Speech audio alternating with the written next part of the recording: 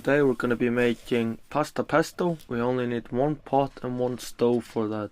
I found about this dish about 10 years ago when I was exchange student in northern Italy in the Italian Alps, a place called Alto Adige or Südtirol. My Italian brother Malcolm Brunelli taught me the technique of how to make it. Start by adding water into the pot, and we don't want to heat the pot up before it has some water because the coating of the pot can crumble if it is heated up while it's empty. We want to put enough water so when the pasta has cooked and rehydrated, therefore expanded, it will still be covered in water. Otherwise it will cook unevenly. Then we add the salt into the pot once the water has started to boil. I forgot to film that.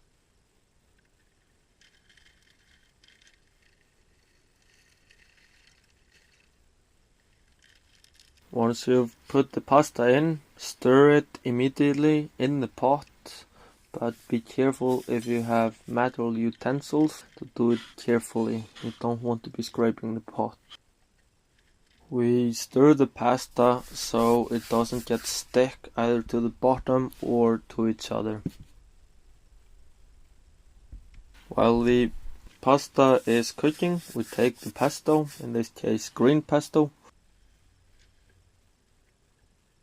We add 2 or 3 spoonfuls of the pasta water, which has lots of starch in it and salt already. This would work with red pesto or any other type of pesto. Then we add pesto into that pasta water.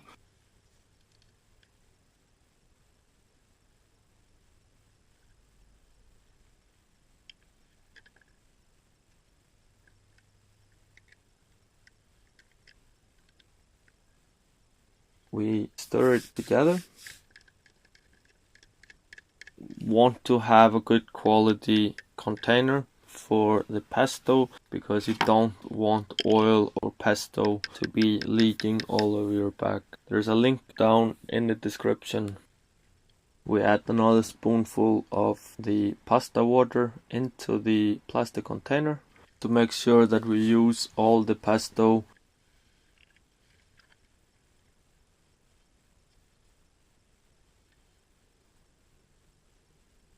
We shake it up and we pour that as well into the bowl.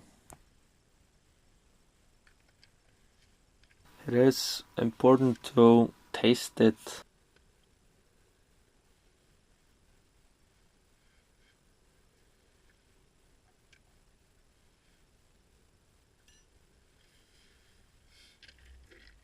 When it's cooked, in this case after exactly 11 minutes, we strain the pasta.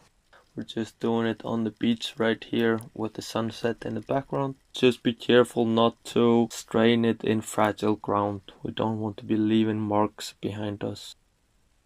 This pot has small strainer, which is nice. I could take most of the water out of it. We add the pasta to the bowl where we already put the pesto and we stir it up.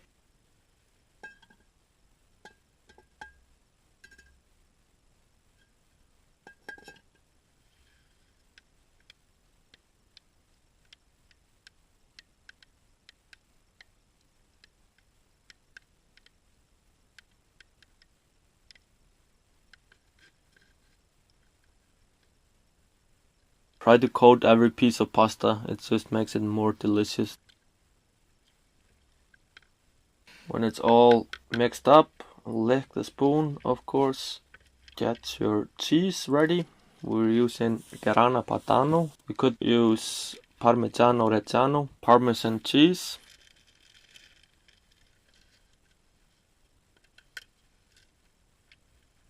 I have this mini cheese grater, which is really nice to grate fresh cheese right over your pasta pesto or any other food.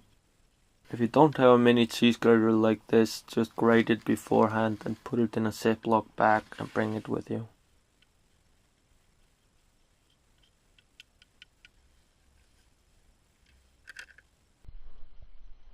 There we have it. pasta pesto, simple yet delicious.